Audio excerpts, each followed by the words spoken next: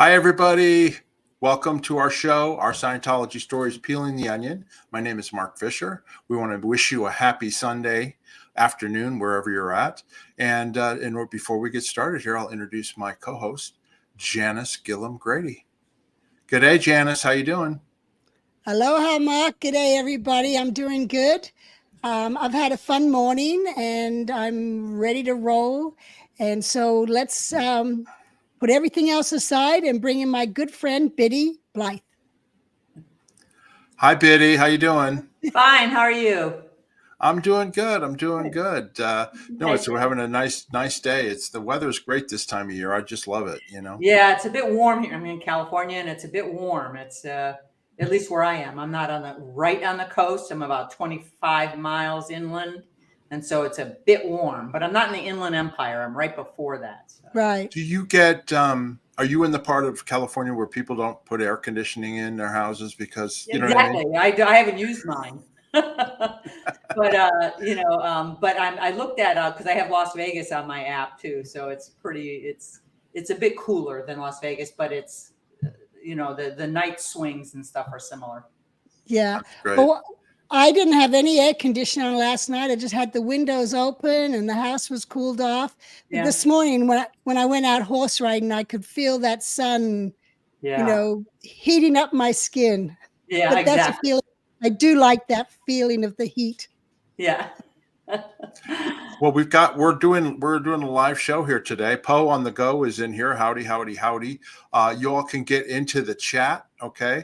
If you have any questions, please write the word question, and then we will get to the questions at the end. I'll be putting up comments as we go along. So if you've got something you want to comment on while we're talking about it, please do so.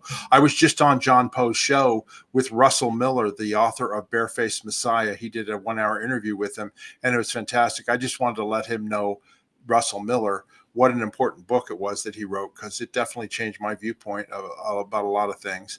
And so that was great. It was a great show, and I want to thank John Poe for doing that.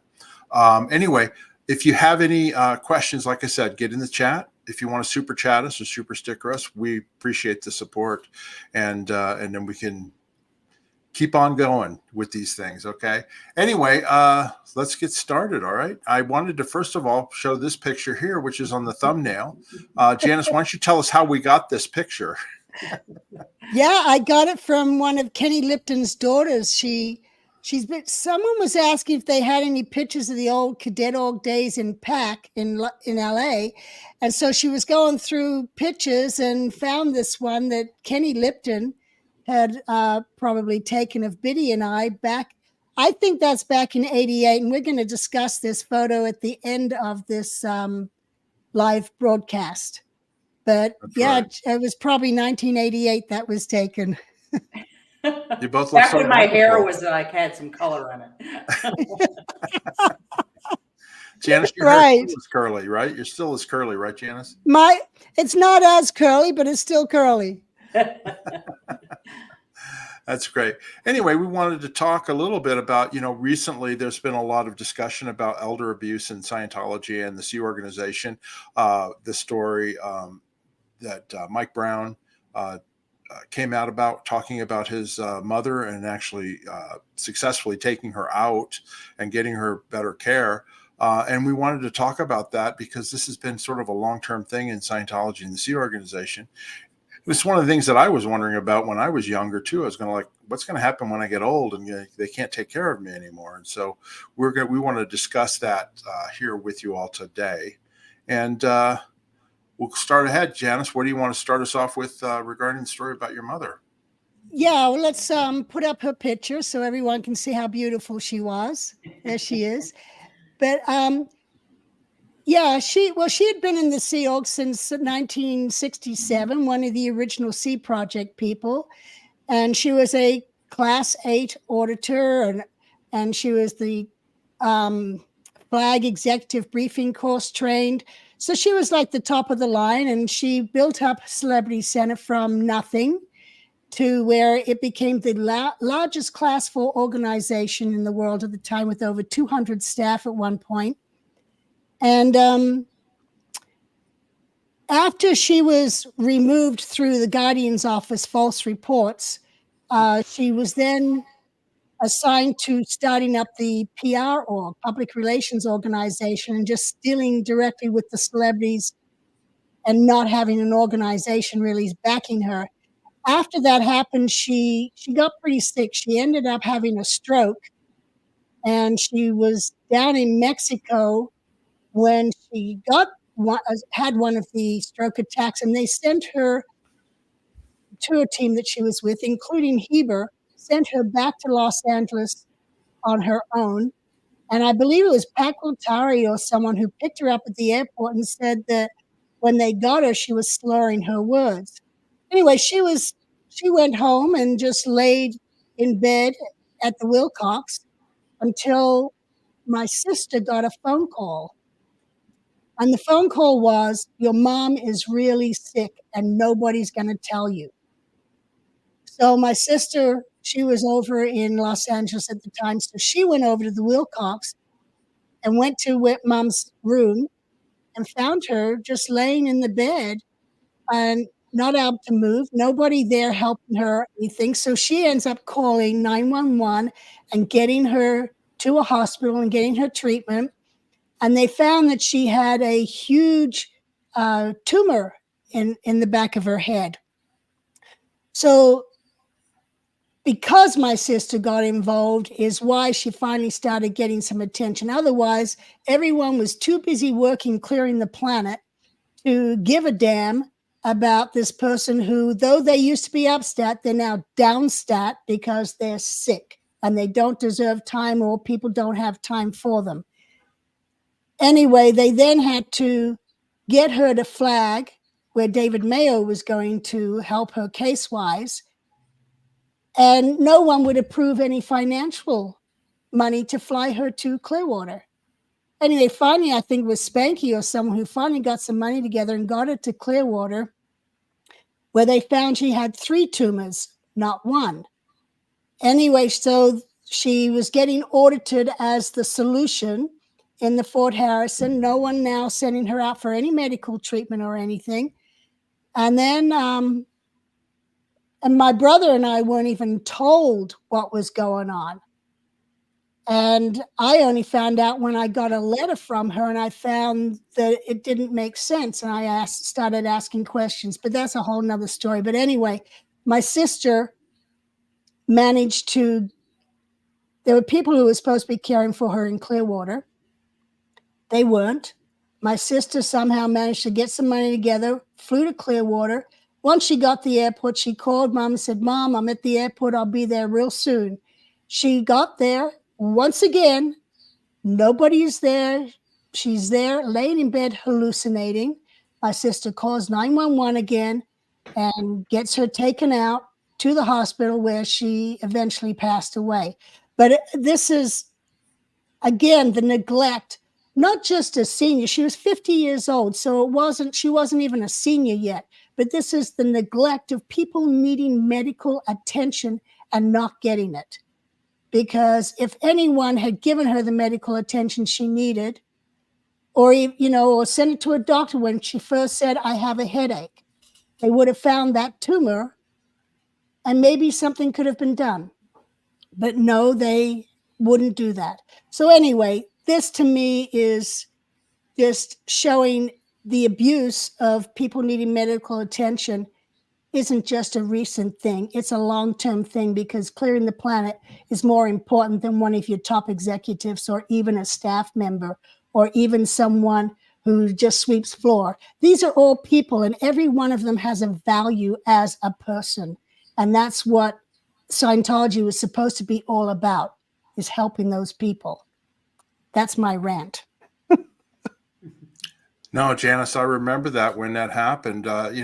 It wasn't talked about even amongst the staff or the crew. It was basically a brush under the rug, the fact that Ivonne passed away, and it wasn't really a big deal. Do you remember that, Biddy, at all? Yeah, I was actually in CMO CW when it happened. I went to see her in the Fort Harrison right before she went off to the hospital. And it was definitely, true. She was just laying there. There wasn't care. There wasn't, it was just, she was just left alone. And I went to see her, well, because I had had a relationship with her earlier in that she helped me a lot, even though I was very young at the time. And but anyway, I remember that very well. Yeah. Yeah. Yeah, and then when we were in the Sea Organization, at least we were there till 1990, and Biddy, you were there longer. But do you recall? Like I recall a couple of people at the international base who got sick with cancer, and then they would go down to Mexico for treatment, and then we would never see them again. Isn't that? Right. Do you remember that? Like Diane Morrison, I think, was one, and there was a couple others too. Yeah, I do Well, remember. so Liz Ingber was one who went down I next. remember. And Yeah. I don't know if she's still alive today or not, but she was definitely someone who kept going to Mexico and managed to live through that at least 20, 30 years later. Yeah. Yeah. Yeah. Was she still an executive, Biddy, after, we left in 1990, but during your time, was she still working, Liz? No, I don't think so. I don't think she was an executive. You know what I mean? Okay. She was a middle manager type thing. And yeah, that's what she was. But she used to be very high powered. You know what I mean? Oh, yeah. Yeah. Yeah. But I remember Joan Robertson. She was married to Bill at the time, living at the Gold Base. And she got really sick. And I happened to be working on staff pay at the time. And Joan had commented to me that Bill wouldn't give her any money because she's sick. She had no money. She couldn't buy any toiletries, and Bill wasn't giving her any. And during the staff pay, that's when I was talking to Hubbard, and I said, we've got to figure something out for the elderly because this is what's happening with Joan. And that's when it was worked out. Once they got to a certain age, they could get on half pay and get on a lightened schedule so they could still feel they were contributing. But I never thought it through to what happens when they can't even contribute. Right. But at least, because we hadn't had to deal with that really. So, but at least we managed to get the half pay and get them on a lightened schedule. But these others now, they've come up with other solutions.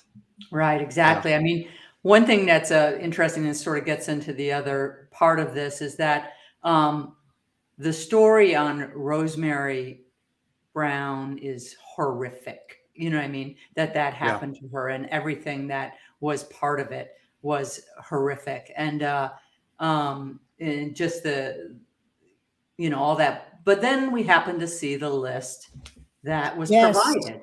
Right. And that was the list of people that were, in either that Rosemary could remember. So I don't even know if it was all of them, but it was a lot of the people, and a lot of them that we saw on that list were old timers. And I want to bring this up, not because, they did some supposedly great things for the church. That's not the point. The point is they are long-term Sea Org members, Scientologists, like from 67, from 68, 69, from this time period that are just left with them. They did over 50 years, some of them. For 50 Yeah. years. Over 50 years, yeah. Their entire lives dedicated to this, and yet this is where they end up, and this is the end. There's no, watch. There's no, nothing. Yeah. And no reconnection with family. Where is that? It's like Heber. Heber's in a assisted living home somewhere. I haven't been able to find out where. Neither is the family, his nieces. But where is he? Mm-hmm. And he's off on his own, apparently with some security guard that hangs out at the nursing home. But yeah, he should be reconnected with family. I found that part of the story interesting too, about with Mike and his mother, Rosemary. He couldn't even go in and make decisions for her because she had signed paperwork that Scientology had set up with the medical liaison officer, letting that person be the person making the decisions for her. And then he had to jump through several hoops in order to legally get documents signed by her, making him responsible for it. And at that point, then he could take care of her. It was really amazing. Exactly. It almost seems like if you were to had a microscope and you could look back at what happened on this, is that it was all resolved by OSA, by the legal terms on it. And no one had any concern or look at the person and how it would move and how they would, how you should treat them and how you should, and it's like that part of it was like no one even did anything with it. It was just this other part, the legal part. Right. You know what It's I mean? almost like a lack of compassion, the lack of, Exactly. empathy with family members that might be interested in what's happening to their elderly relatives, Exactly. Or if they don't have any, how do you like, and I don't know, like I know, well, one of them on the list, and I think you have a photo of her, which is Sandra Johnson. She's from South Africa. I don't know what family she has. But she was around eons, you know what I mean? Like a long time. She was someone I said yes sir, no sir to all the time, Yeah. on the ship and everything, you know what I mean? And she is 50 years, and after 50 years, this is what her life is, and that's terrible. It's a terrible recognition. Well, Sandra, just so everybody knows, she was back in the early 70s, late 60s. She set up the publication organizations and ran those so successfully. When she was pulled to the flagship, she became the staff captain, which meant she was over Scientology internationally. She ran all the Commodore's aides and all the management. She was the top dog under L. Ron Hubbard in running Scientology. And then something came up a few years later that really pissed Hubbard off, that he removed her from staff captain. It was something regarding books, that he removed her from staff captain and put her on a never to be an exec post again. And then she ended up as the accommodations register for the FLB in Los Angeles. Right. FLB being the Flag Land Base. And for years, I heard she was there and that she was doing well, and she'd go running every morning, that she was doing okay. And then now I see that she's on this list of being in the assisted living. Yeah. Janis, point her out in this photo. She's the one with the short, that you can see her profile on the left with the short dark hair and her arm reaching out. That's Sandra. And then we have this there photo. She is in the middle of this photo in the black dress, holding the flowers and the 2 chains around her neck. This is, many of you will know Jeff Hawkins. This is Jeff Hawkins' wedding to Tina Hare. And Sandra's right there. And right behind Sandra is Foster Tompkins, Biddy's first husband. And Sterling and Justin's father. Yeah. Sterling and Justin's father, yes. Yeah, he and Jeff were really close friends for a long time, weren't they, Biddy? As far as I know, yes, they were. Even before Scientology, they were connected and traveling around Europe. And actually, on this Wednesday, we're going to do an interview with Jeff and Sterling and talk about Foster. So tune in for that. Okay. Yeah. It's funny though when you talk about Sandra though, because I remember Sandra too, and my experiences with her were a little strange because like a lot of these longtime Sea Org members or Scientologists, right? She was around, in the 60s and 70s. I met her. She was the RPF, the Rehabilitation Project Force, MAA, and I was the LRH Com Estates. And I'm 19, 20 years old, and here she is, and she's calling me sir. And I thought that was the strangest thing that she had to call me sir, because she was the MAA of the RPF, and But that's what I remember about her. And then I remember her always running. You're right. She liked to run, and she was a runner. And then, of course, she was very successful also as a flag accommodations registrar. It's funny. It's there. Yeah, and I keep bringing her name up to people, and they go, "Who's she? Who's she? Who's she?" Yeah. And it's like, well, she was very big in her time, you know what I mean, and all that stuff. And it's like, and it's funny. I'll get asked a lot, "Why'd you even come on these channels and this type of thing?" And it's because I remember being asked by someone and said, "Who's Biddy? Who's Elizabeth Blythe? Who's Biddy Blythe? Miscavige." And I'm like, whoa. Yeah. Yeah. It's scary. Well, that's like, yeah. Yeah. And that's like people saying, "Who's Yvonne?" Yeah. And LRH actually said, set up the Manor and Celebrity Center as a shrine for Yvonne. Mm-hmm. There's no shrine. Mm-hmm. Everything to do with her is removed, and people think Celebrity Center was started by a bunch of celebrities getting together. No. Right. And it's interesting because it's not that, these people are, probably with the exception of your mom, but that these people are so great, they should be remembered and blah, blah, blah, because of Scientology. That's not the point here. The point is these are people who have dedicated their lives for 50 some odd years that should have some recognition. And it also has to do with the history of the church, of this entity that is happening, that it's being rewritten as we sit here and talk. It's being rewritten, and it's like it's happening, and we're not even a part of it or aware of it or something. And that's what the Rosemary Brown story reminded me of, is that there are people, there's Yvonne's, there's Sandra Johnson's, there's all sorts of people that existed, and, you know, Alan Buchanan's and Tony Dunleavy's, et cetera, that Ken Urquhart. Yeah, Ken Urquhart, who's David Mayo. Yeah, who's and right now the history is just, oh, David Miscavige, who's bad enough as it is, but it's like there's a lot of stuff that occurred before this that should be known and written down somewhere and shouldn't be wiped out. And the biggest example, Mary Sue Hubbard. Yeah. Completely erased out of photographs. Yeah. You know, by Scientology. You know, she was there from the early 50s and stuck it through. I mean, she stood up for Hubbard to the point where she went to prison rather than him, you know, to protect him, you know?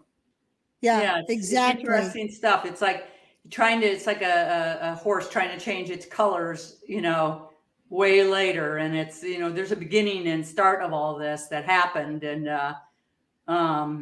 you know, that needs to be recorded and known about and stuff, you know. Well, and that's exactly why Mark and I started this channel, is we'd hear these other stories and it's like, well, wait a minute, that's not how it started. And, you know, it's like, let's give some people some history lessons. Yeah, exactly.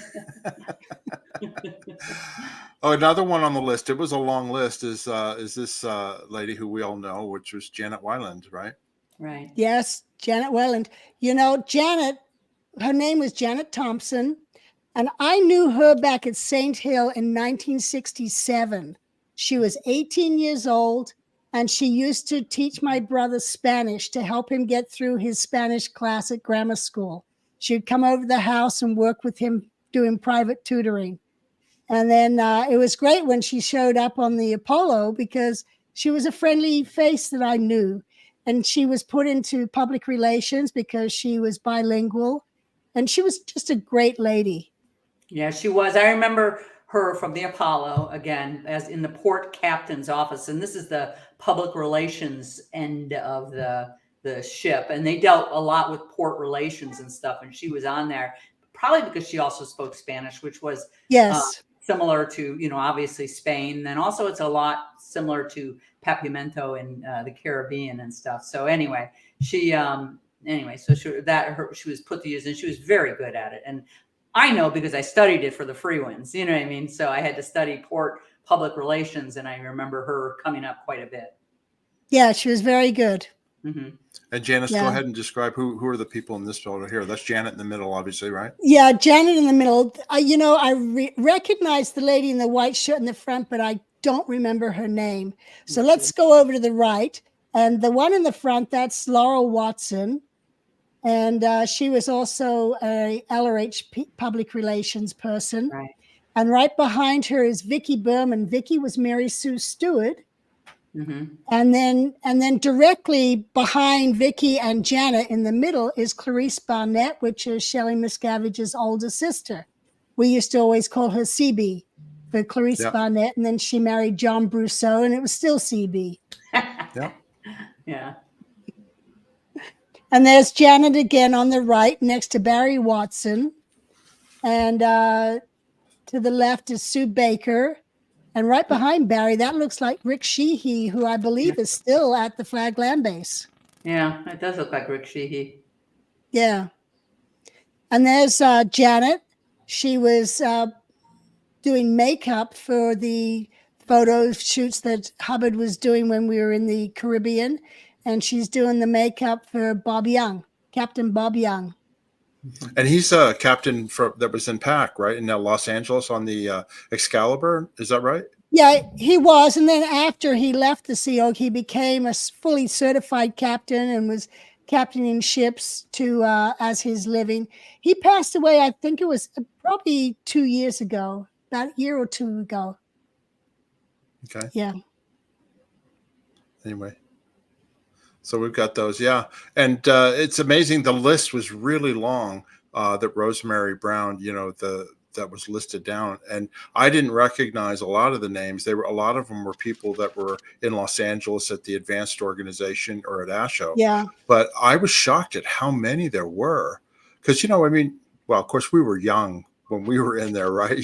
So most of the people around us were our age, but now they're our age too, and they're ending up in this type of elder abuse care. Yeah, it's terrible. It's terrible. Yeah, we were the Young Turks, but it shows that no one worked this out. It just is like, it's like just completely been left to, I don't know what, but it's like it's absurd. It's like care should be taken for these people that have contributed, even if just any organization would do that, any organization. So it's sad. But from what I was listening in those other interviews people were doing, it's as if they think it's care enough just to dump them in a home. Yeah. But it's like, wait a minute, where is all the medical attention they might need? And where is the family connection? Where is the connection with other people rather than just dump them off in a corner? Yeah, they need interaction. Yeah. Where they need puzzles. They need to be doing different things to keep their mind going.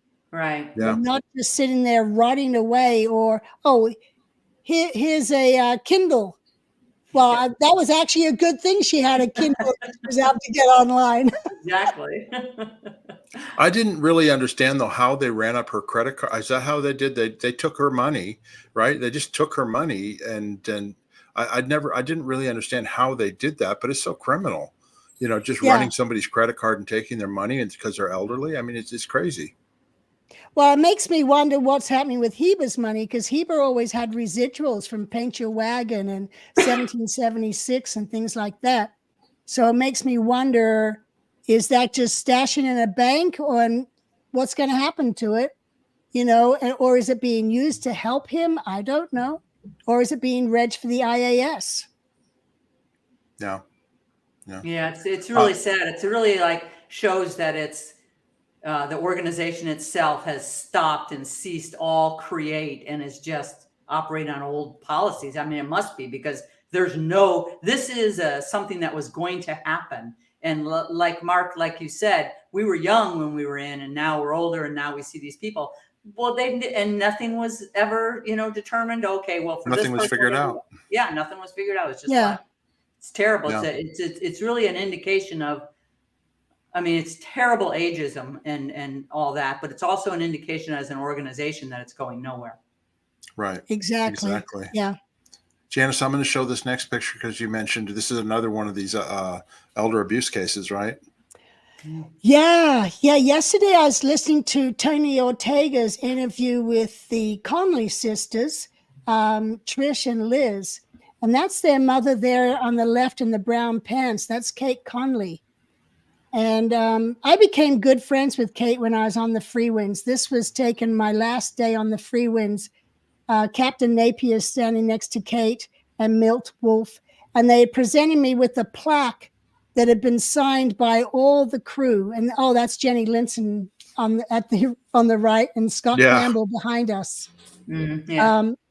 But anyway, I became good friends with Kate while we were on the Free Winds together during the maiden voyage. And I was listening to the interview Tony did with her daughters. And they've both been disconnected from and everything from the family. And then one of the stories they said was Kate and her husband, Jim, had been sent to Washington as housekeepers or something, I guess, for the LRH house in Washington, D.C. And for some reason, Jim was now back in Los Angeles and Kate was still in Washington. And she had a stroke. And so one of the daughters arranged to get a flight for her and Jim to fly out to see Kate. She couldn't get the dad to come with her. They wouldn't let him because he was in the middle of routing out. Meanwhile, his wife is in hospital having had a stroke, and no one would let him go be by her side. So it took the daughter FedExing like a CSW or petition or something to Miscavige in order to get some response. And next time when she called to her dad to try and get him, he was apparently already on a flight to DC.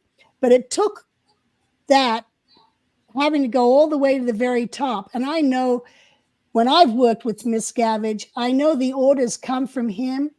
And if I disagree with the order, I would just go straight to him, because I know if I went to him and pointed out that his order was wrong, but I don't blame him, I blame the other people, I would get what I wanted. And that is what I saw that Liz Connolly did in order to get her dad over to her mother's side. Anyway, the two of them, Liz's parents, Kate, and her husband, Jim, apparently are now down in Australia. And Kate's like 83 years old. They have no pension, no nothing. So, of course, they're depending on family members down there. But they're still disconnected from their two daughters, because the two daughters won't do an A to E. But it's just disgusting, the disconnection from people, especially at that age. I mean, we got my dad back. He was 85 years old when we got him back. And so he was at least with family until he was 93 when he passed away. But as they get older, they need family. They need close friends around them. And, their daughters should be reunited with them. They're not physically attacking Scientology or anything like that. But again, it's just further abuse of the elderly. And what isn't she also? You said Gary Connolly. Some of our viewers may remember Gary Connolly. That's her son? Yes. And I don't know why nobody's been mentioning Gary.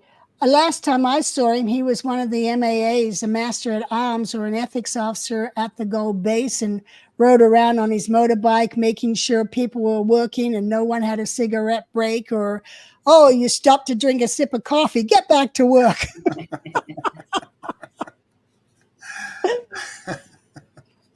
It's crazy. Yeah, I don't know what Gary's doing, Biddy. Do you know what was Gary doing when you left? I don't remember. I'm sorry. I don't know. I think he probably was in MAA or something like that. Security. Yeah. But it was funny. There was no mention of the brother in this conversation with the two girls. Yep. Mm. Anyway, we want to move on. The next subject we wanted to talk to you about, Biddy, is something that you remember. We weren't there, but which was the death of Stacy Moxen at the Gold Base in Gilman Hot Springs. And for anybody who doesn't know, Stacy Moxen, I think she was like 19. She was a teenager. She was a young girl. And her father was Kendrick Moxen, who was like one of Scientology's longtime, legal people and attorneys. And he was in the Guardian's office, and he actually was an unindicted co-conspirator on the Snow White program when Mary Sue and everybody went to jail. Go ahead, Janis. Yeah, also when my dad was suing the Scientologists that ripped him off of his vitamin company, Rick Moxon was so involved in the backgrounds of that, it wasn't even funny. It was like, what is Scientology as an organization doing involved in making sure these other Scientologists were being supported by them through this lawsuit against my dad that my dad had started, but they were up against my brother, sister, and I as well. But Stacy was up at the base, and you were up there at that time too, right, Biddy? She was in the religious unit. She was in the household unit. She was a gardener or something like that. And this was at Bonneview up in Gilman Hot Springs, and the place had just been built and constructed. And it was it was up to the CMO or the messengers at the time to put the household unit there. And so she was part of that. So, being trained and all that. And Bonneview, so everybody knows, that was L. Ron Hubbard's house at the base in Gilman Hot Springs.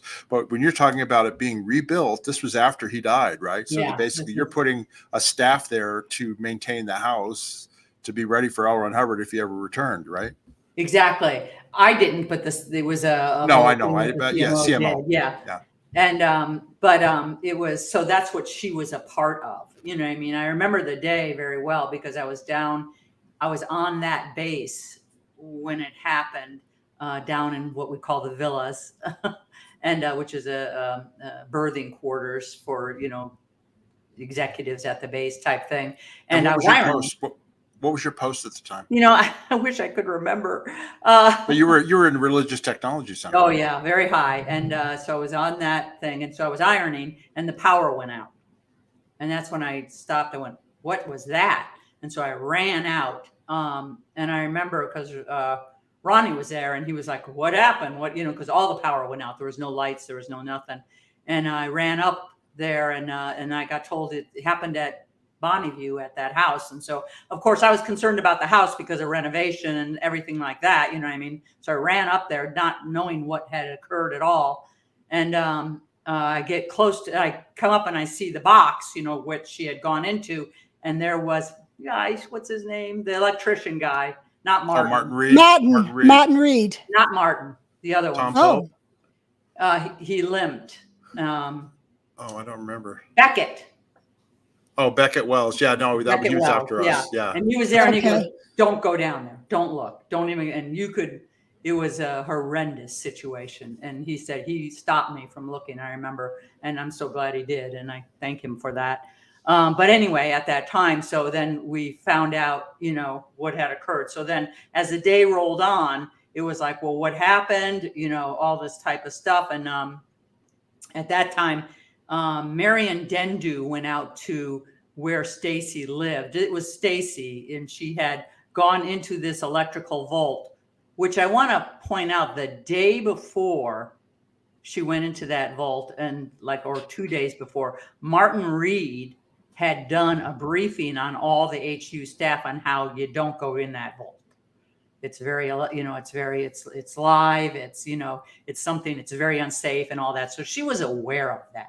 She was aware of, I'm sorry. What do you, when you say a vault, can you describe what it was? Is it it's an underground concrete vault, and inside it had a lot of electrical connections and wires and this type of thing. So it was underground and it had a manhole cover on top. Okay. And so and these things existed, wherever, because the electrical was brought underground in this area.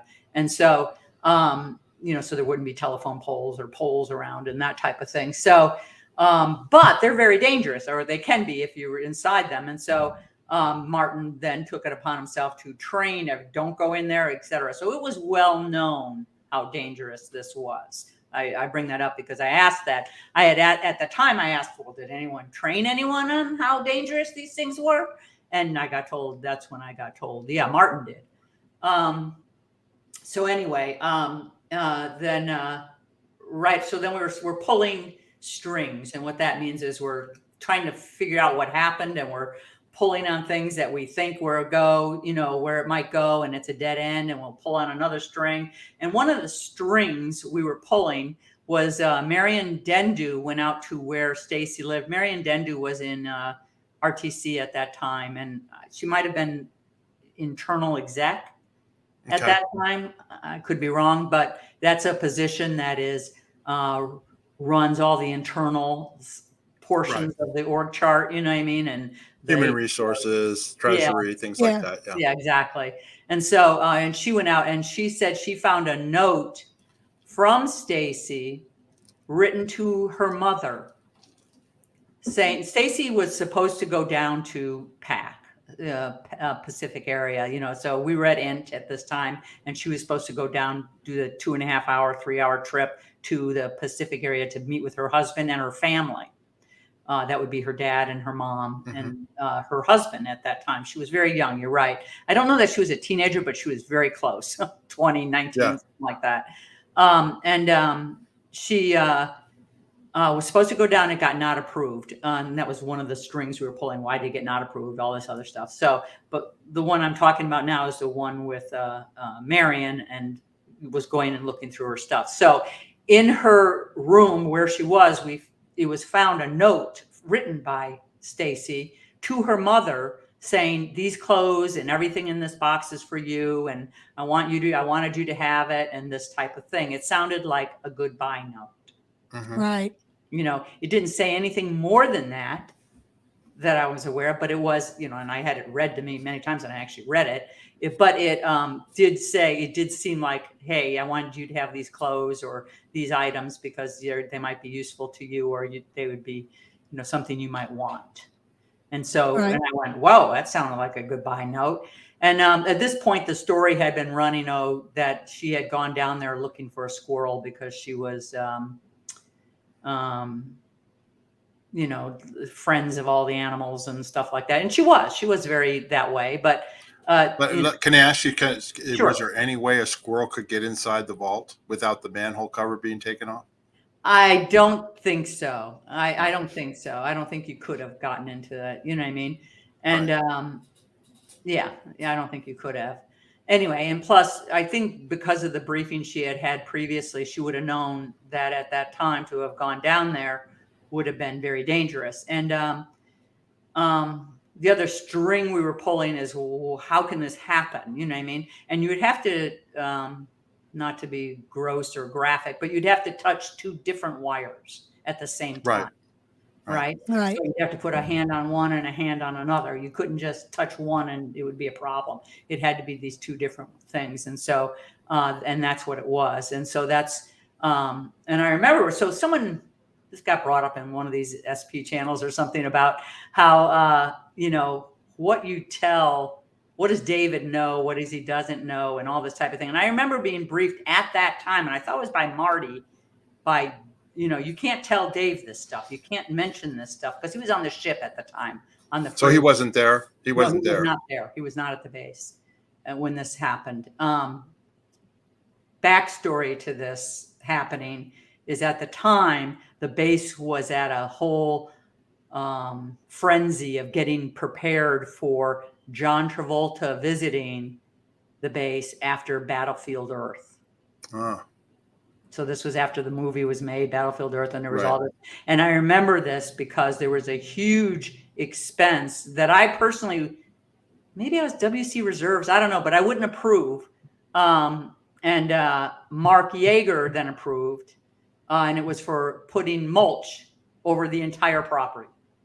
I mean, that cost like so much money because it was acres and acres of mulch. Hundreds of acres. Yeah.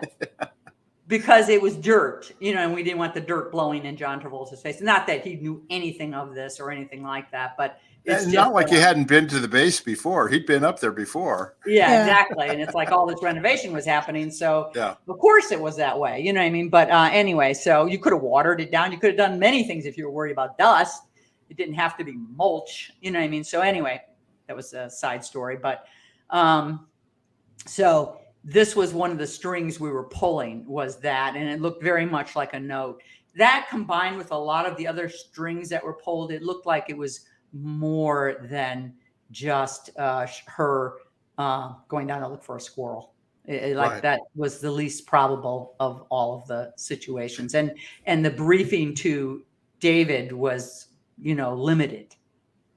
Let me ask you a question. Obviously, the police must have come out or something. What happened? What was that like, and what was going on? And who was I did not speak to them myself, but they were interviewing with Ken, One Thin Dime. Ken Moxon. Yeah. Ken was like Ken. No, not Moxon. Ken Hoden. Ken Hoden. Yeah, Hoden. Yeah, exactly.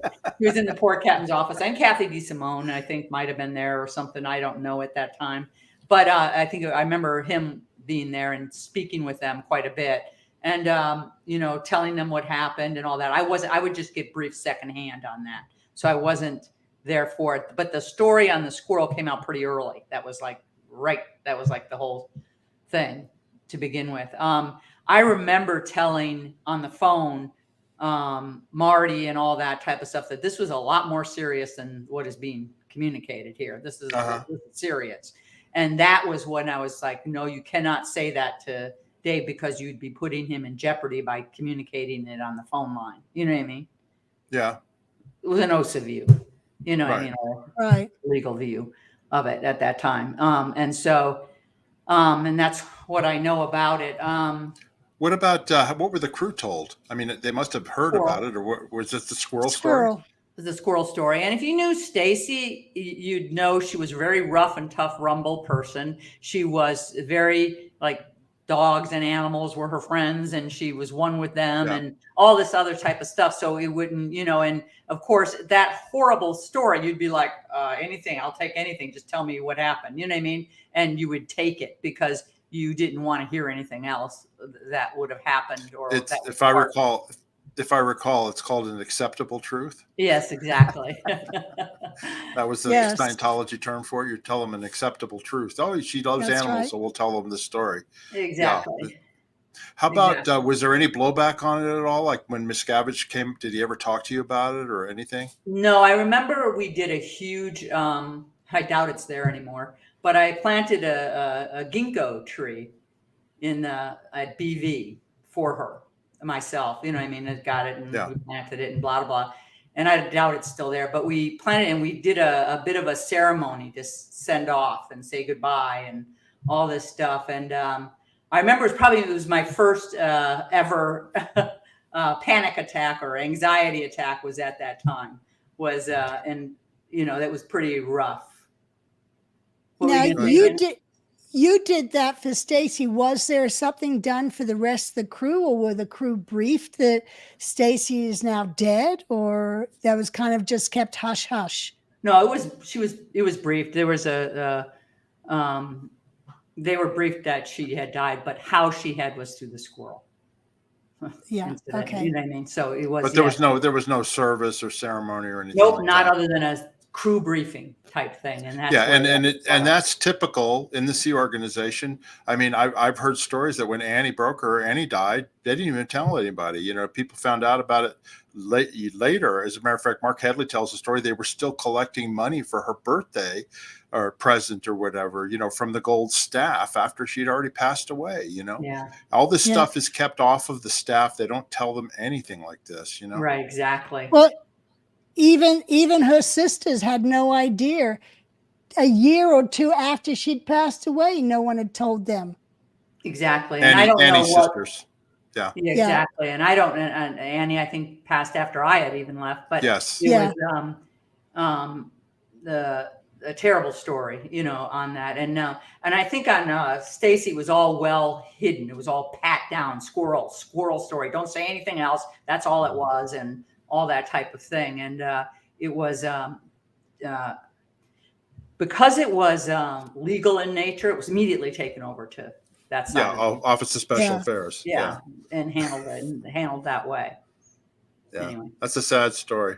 Yeah. But again, it's the Yeah. way they treat older Sea Org members, younger Sea Org, anything like that. It's just like, oh, we can't have bad publicity for Scientology, so let's keep everything suppressed. You know what I mean? All the information, we don't want it gotten out there. Exactly. And my reason for bringing up even the panic attack and all that stuff is that any type of emotion was not really looked upon as good. You know what I mean? It was like, wow, you shouldn't have done that. Like, you shouldn't have briefed him on that, or blah, blah, blah, or planted that tree or anything like that, or that's LRH's home. It's not hers, you shouldn't have done that, and it's like, it was like discouraged in any way. Yeah. Any type of humanity or any type of, that type of thing. Well, and it was like that too when L. Ron Hubbard died at the death briefing. It was like, don't feel grief. He didn't feel grief, It's, no case on post, no HENR, all that stuff. And you're supposed to be tough and, stand up to that. And Stuff. It's just sad. That's why on the ship when I had to do the on the ship when I had to take an OCA, I would think of Clint Eastwood spaghetti westerns, and I think, okay, how would Clint react to this question? To show I had no emotion. Yeah.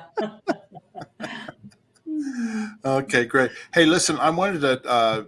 We'll get off that subject now. So you wanted to talk a little bit more about this picture, right, Janis? Yeah, back when I Yeah. had dark hair, or pigment in my hair. and curls like mine. Yeah, I think But those you were think not natural curls. But you think that was during the time after the free winds, right? After, that would have been around there, right? Yeah, I'm thinking it was 1988. The Free Wind's maiden voyage was what, June 88? Yeah. So this was probably July, because when I came back, I was the mission in charge, and there must have been like 12 missionaires underneath underneath me, getting everything done to pull off the maiden voyage. And when we came back, Janine Boyd, as LRH's public relations person, had set up a whole thing for us to go to Dana Point and have 3 days off and just relax and stay at the hotel and have a special dinner. And that's what I'm thinking this was. Mm-hmm. You think it was maybe Sarah's wedding? That's what I thought of. I Sarah's saw the wedding. well, because we were more dressed up, I think, than we normally were. You know what I mean? And so and I thought, you know, but if and that would have occurred a similar time, but you know what I mean? Yeah. I don't think so. So. You know, in hindsight, I think you're probably right. Yeah. Okay, I remember 3 days off, and it was great, just doing nothing, laying out in the sun at a hotel in Dana Point and fancy dinners for 3 days. Biddy, I want to switch the subject. I want to ask you a question that I just thought about just while we were doing the show. You were involved with management and administration. You said that on our earlier shows that you really like the administrative side, and I did too as well. And I wanted to ask you, because you left in 2000, 2001, or in that time period, right? We left in 1990. Between 90 and 2000, 2001, did management of the church under Miscavige, did that change? Like I remember when we were there, you know, you'll remember this too. I mean, you know, there were orgs, and then there was the FOLOs, the Continental Liaison Offices, then there was the International Management Org, and then WDC and all that. And we did stat evolution every Thursday at 2, you know, on Fridays and stuff. Did that continue, or did that drop all out? Continued. It's like, it seems like the world or the world of management of Scientology changed after the whole. You know, I wasn't there for the whole, and that was prior to me by a short amount of time, but it seems like everything went to not hell in a handbasket, because it already was, but it seems like it had gone further downhill, like everything was abolished and this type of thing. And it's funny now that we've been, not funny, but ironic, now that we've been talking, I saw more and more the move over to looking at things just legally and not, you know, working out processes for the care of staff, or the stat evolution, or you know, all this other stuff that just seemed to just go more and more to just defense. And I think that was a sign of a dying organization. Let me ask you another question. Did the ideal organizations, did that start while you were there, or did that happen afterwards, where we're going to buy these buildings and renovate them and make them, you know, all that sort of stuff? Was that before or after you left? That was after. And okay, that's what I thought. I think that it was an attempt to try and duplicate what we were doing, which was when we took, so I worked hand in hand with Amy Scobie, who I love to death. Amy, you know, Pash, Moreland, whatever. And Paul. And I worked with her a lot on CC, and we did the similar thing that we did at the FLB, the routing forms, the sorting out of all the processes. How do you handle this? How do you handle that? You know, and all this type of stuff, you know, for the organization we did for CC, and then we did it for blah, blah. And it might have been what the precursor to ideal orgs. I don't know. I don't have no idea what an ideal org is. And I know. Yeah. And that type of thing. Go ahead. Well, I do remember when I was there, like we left in 90, but I remember there was a whole thing of buying buildings for the orgs. And I remember Tom Ashworth. No, the other Tom who was, it started with a W. Anyway, I remember he was IFD. Oh, Tom Woodruff. Tom Woodruff. Yeah, Tom Woodruff. You're right. I remember him having to get appraisals on the different buildings after we had owned them for a while, because that would help make the Sea Org Reserve stat go up, and that stat was Miscavige's stat. That's right. And they would keep doing appraisals just to keep that stat going up, so DM was always up stat. And then got could bonuses. Always take liberty. And got bonuses. But bonuses. It was more important to get the bonuses. He could take liberty wherever he wanted. He wanted to get and paid he a lot. did. And you know, take liberty. You two probably know this even better than me, but in real estate, on estimates, on appraisals, they're done differently in different countries. So in the UK, you live or die by that appraisal. If they says your home's worth 900 pounds, then that's what you sell it for, 900,000 pounds. That's Right. what not so in the US. You have a market value. And so I think at some point it switched over to, instead of it just being assessed for its value, it was market value was added onto it. So that then what became anyone's show. You could falsify that stat anytime. You know what I mean? No, exactly. Exactly. Now you mentioned Yes. you mentioned you were WDC reserves at one point. Mhm. Yeah. When we left, I remember SOR, I think was like $350 million, something like that. Do you remember what it was when you left? Oh gosh, no, I don't remember the total number, but Sarah was after me. Oh, okay. Okay. So Were you there when CST got their tax exemption and the money got transferred from Hubbard's estate into that, or no? I don't remember it. So okay, that's fine. It wouldn't that's have fine. been under. All right, now I'm going to ask. Okay, now I want to ask you something else that Yeah. I don't know. You may have been around for. Do you recall when the heavy push came on the International Association of Scientologists for donations? In other words, get all these rich FCC, public people to donate millions of dollars, and that seemed to be the emphasis instead of the membership, but also instead of let's expand these orgs, we need to get gross income up at the FSO and these other places. Do you remember that change at all? Yeah, kind of. I do remember that being pushed. So there were 3 separate big money organizations, and all of them, hate to say this, and I'm not proud to say this at all, came from CMO members. Janet Light was one. Yep. Debbie Cook was another. Yep. Myself, what I mean? We were all part, but we were all in. So IRS, the IAS and all that was set up separate. It was separate from, so I didn't know, wasn't aware of everything that was going into it. I was aware of the FSO. And the FLO and all that other stuff was a different setup, and WDC and all that type of thing. But really it became these different organizations, and IS was probably more associated, at least it was set up by people in RTC, Lyman Spurlock, who's not around anymore, and these type of guys who set it up. And it was very separate from the rest of us. But yes, it was donation driven totally. And that squeaked in then to the management in that, okay, now you donate for your organization. So if you want to build a building or buy a building in San Diego and renovate it, you would donate to that. You know what I mean? So that just was starting. Okay, now let me ask you this question. Go ahead, Janis. Fundraising was totally against any Scientology policy. Right. Well, that was my next question. To do that. That was my next question. So did orgs, like if you're San Diego org and you're getting donations from your rich public for the building or whatever, did that count on their gross income, or was it just services? You asked me these questions, and I don't know about that. No, I mean, these are things that you're thinking about. No, you're right. I'm just asking you. Yeah.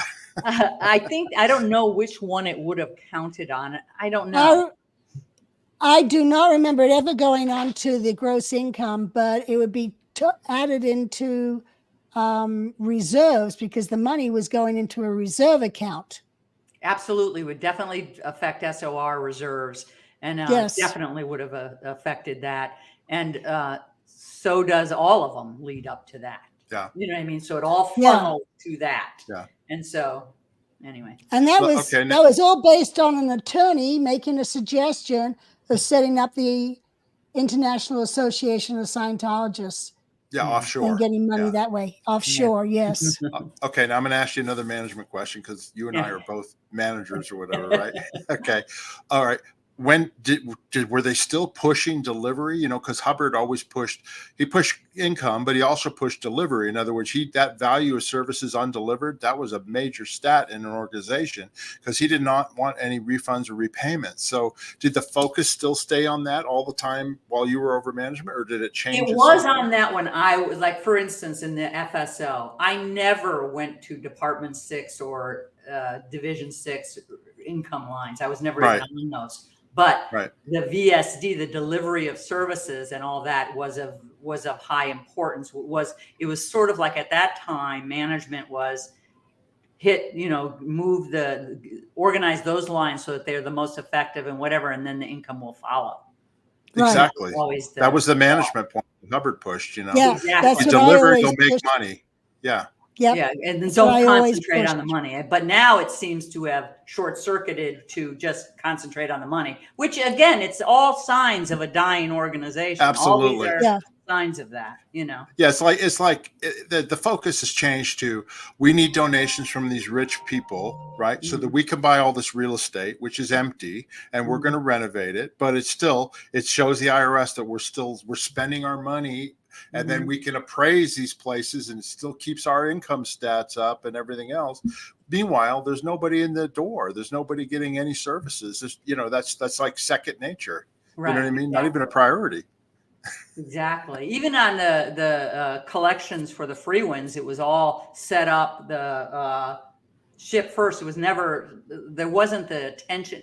Oh, there was, I'm sure, in their universe and the Regis and all that, but from management wasn't so much attention on driving that income in as it was on the setups at that time. So it switched later, you know. Yeah. Yeah. Okay, well, we're going to go to questions now here. Okay. We've got a few questions for people. If you want to ask Biddy or ask us a question, just get in the chat, write the word question so it's easy for us to spot. We've already tagged a few questions that we're going to ask, and just get in there and you can ask us. Before I go to the questions, I'm going to promote this for Mark and Claire Headley and the Aftermath Foundation. This is the Davy Navy doll that Mark and Claire Headley produced for the Aftermath Foundation. And it's all proceeds are going to benefit the Aftermath Foundation, which helps former Sea Org members or Sea Org members that want to leave the Sea Organization and start over. They help many, many people. Okay. So anyway, so there's a limited number of these dolls. And so if you're interested in getting them, you just go to the spshop.com.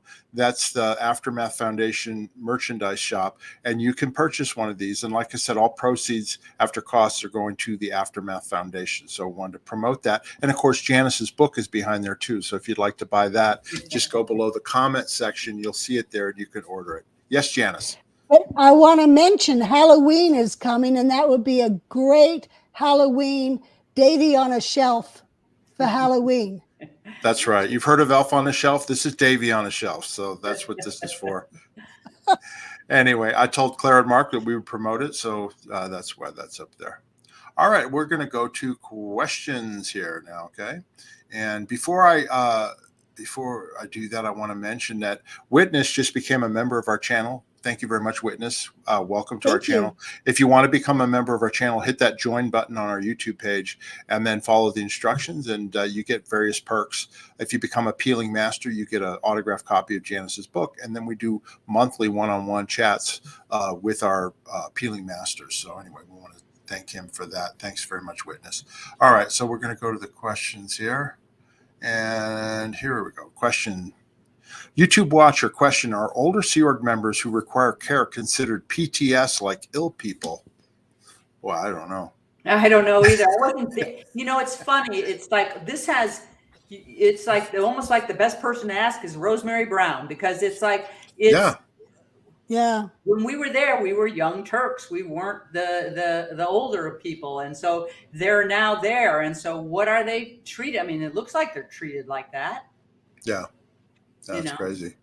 Yeah, that's a good question. Like the policies that seem to be applying are the policies that would handle a PTS or an ill person, Right? As opposed to someone who has worked their entire life for 50 years for them. You know. That's right. Okay, thanks very much for that question. Next question is from Peace Dog. Question: was Norman Starkey's family notified when he was ill and passed away? I mean, I don't know that because we weren't really around for that, right, Janis? Yeah. I don't know that either, but all I know is that Owen, his brother, had been returned to South Africa and was singing on the streets or something in order to try and make money and live, though he had been an officer in Denmark and on the ship and a major money maker for Scientology over his years there. Yeah. So he was just kind of booted to the side. And just as a note, we are planning on doing a video on Norman Starkey, and we have a surprise special guest, hopefully, which I'm not going to name right now, that knew Norman very well. And we're going to be doing that hopefully here in the near future, because a lot of people make fun of Norman, but he was actually very, well respected in the Sea Organization, and we think that he deserves his recognition. Just like we talked about the earlier people that they erase, there are people who did some good things, and they don't deserve to be just forgotten. Right. Anyway, thanks for that question. Next one is from Canty Black Fox. Question: if they don't want to look after the elderly, why don't they get in touch with relatives and let them care for them? That's the obvious solution, right? Exactly. I think they don't do it for public relations reasons. Yeah. That's why they don't do it. But Yeah. I would. Yeah. Yeah. I would take Heber in. Yeah. Instantly. Just tell me where he is. Yeah. No, it's that's a good solution, Canty. We appreciate that. All right, next one is YouTube watcher again.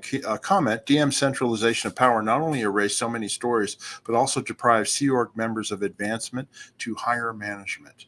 Yeah, okay. It's like point. It is a good point, and it's also the advancement to higher management was only on a whim. It really had nothing to do with your longevity, your training, your nothing. It was just a whim. And what was the public opinion towards you at that time? Or it could be, oh, you're a really good cook. Let me put you on as the head of evaluation. That makes sense. Oh no, now we're going to move you over to be a cameraman in Cine. It was that hey you aspect. Oh yeah, you're doing too well in this area. It's too. So we're moving you to something you don't know. Somewhere else. Mm-hmm. Thanks, YouTube watcher. Okay, next is Peace Dog again. Look at how many that don't know who Shelley is. Sad. We were talking about the erasing people. It's been almost 20 years, that Shelley's been gone, missing. So, if they weren't, if there wasn't the YouTube community that was asking about her, most people wouldn't know who she was. Yeah, exactly. And that's a good point. And that's very true. The continued asking of her is bringing all of this to the forefront. And I think that is important. Because apparently people just assumed that Lou is DM's wife. Oh yeah. No, there's been some recent videos on that and stuff. And Mitch Brisker goes, no, that's not right. But anyway, crazy. All right, next one is YouTube watcher again. Question: in the LRH death event, Pat Broker mentioned LRH had written up the self-auditing steps to dying consciously. Do Sea Org members know about this or expect to have access to it? I don't remember that. Janis, go ahead. I don't remember about self-auditing steps, but when LRH did die, Ray Midoff was sent up there to audit LRH on his final steps to death. And Ray said to me that before he went up there, he'd gotten a note from LRH to research, go to Yvonne's folders because LRH had written a CS for my mother. And Ray was to go and get that CS and do that on LRH. And I know other CSs had used that CS on other people in order to try and help them exteriorize from their body to move on and then go run around a planet God knows how many times until they were ready to come back to Earth and pick up a new body. I was going to mention that same thing about Ray was told to run around a planet, or somebody was told by Al Hubbard that when you die, go find a star or a planet and just run around it. Running program was his big deal at the time. That was his new technology, Hubbard's, right? I did the running program. Biddy, did you ever have to do the running program? No. Oh, Hey, Janis was one of your first. I was number one. The LRH order came down to David Mayo. Have Janis get out and run. I'm like, so where do I run? Dave was like, I don't know, just run. So I just ran down the golf course, ran back, and I ran all over the place. And then when David Mayo was put on it, it was like, no, you don't just run anywhere. You run around a pole or around a tree. And so that's when so I was made to redo it around a tree. But yes, how did you avoid that, Biddy? I was going to say, Biddy, how did you avoid that? I mean, I don't know. I avoided all of that stuff. I avoided the Purif too. I had it once and that's it. Yeah, me too. But I mean, I've heard stories. Amy Scobie was put on it like several times. Do the Purif again and again. It's crazy. I mean, I think that, I mean, first off, I don't, if it were done as I don't know. It's sort of hard to say. I never got asked to do it, and never would have. I had to do it. I had to do it when I was in the RPF in 1982, 83, because it was a requirement, because Hubbard was researching the running program at the time, that if you were from in the RPF and PAC, you had to do the running program before you could graduate. So we did it in Griffith Park. And I've told stories about that too. And it was a wild rundown. But anyway, go ahead, Janis. I had been declared, and I was the only person on the base declared.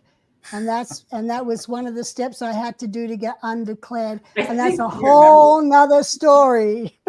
So, you know, Biddy and Janis, I think you were the two people that people did not F with, you know what I mean?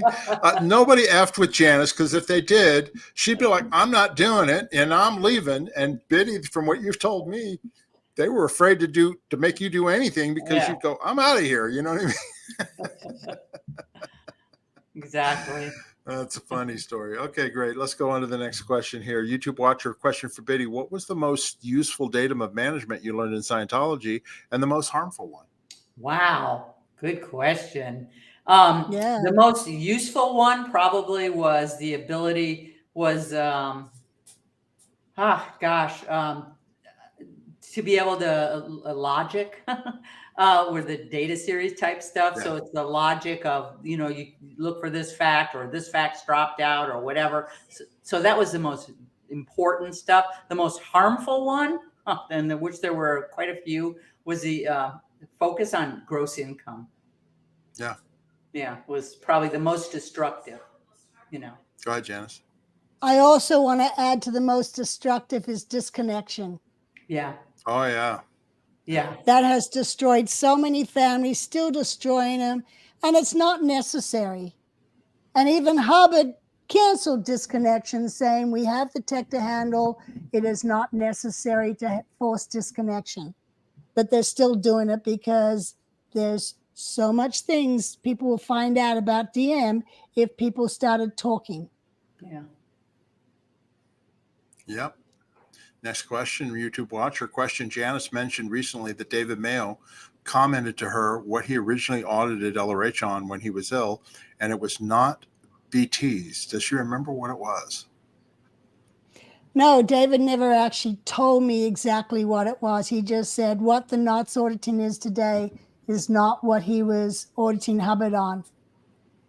But Hubbard gave him the stuff on doing the NOTS stuff when it was not what was delivered. Okay. Anybody else have any questions? Get in there right now, because we're just about wrapped up. I don't see any more right now. But anyway, we wanted to thank you, Biddy, for being with us in all these interviews. Your first interview we did is by far the most popular one that we've done. It still gets 300 views every 48 hours. I mean, it just keeps growing and growing and growing. Yeah. And so people definitely, love hearing from you. And anyway, we want to appreciate you doing this and being on our show with us. Great. And I loved it. It's really great. I've enjoyed it too. It's like old times for you and me. Yeah, exactly. Yeah, it has. Anyway, I just want to tell people, if you have not already, please subscribe to our channel at Mark Fisher and Janis Gilham Grady. A lot of people are watching that have never subscribed to our channel. Just click that subscribe button. We have great historical stories, like we were talking about earlier. Interviews with people like Biddy, Ken Urquhart, Neville Chamberlain. We just did a great one with Roger Weller, and also with Robin Scott. And these are interesting characters too, and you'll enjoy them. So if you haven't subscribed, please do so. And then, Janis, what do you want them to do? They need to do what to the like button? They need to rock slam that like button. It helps us if you click that like button. If you like the videos, it definitely helps us. No, it is not click. Mark, it is not click. It is rock slam. Okay, rock slam it, baby. All right. Also, if you have any questions, please ask in the comment section. I go through them several times a day, and I answer every question that comes in there. So please do ask questions in there. And have you got anything else, Biddy, that you'd like to say before we end Nope, off that's here? it. Thank you very much. Thanks for your patience with us. Yeah. You know, we appreciate you being here. And Janis, have you got anything else? Just keep watching. Hang in there with us. We're enjoying it. Okay, everybody. Thanks, Bye-bye. Biddy. We'll see you next time. Bye.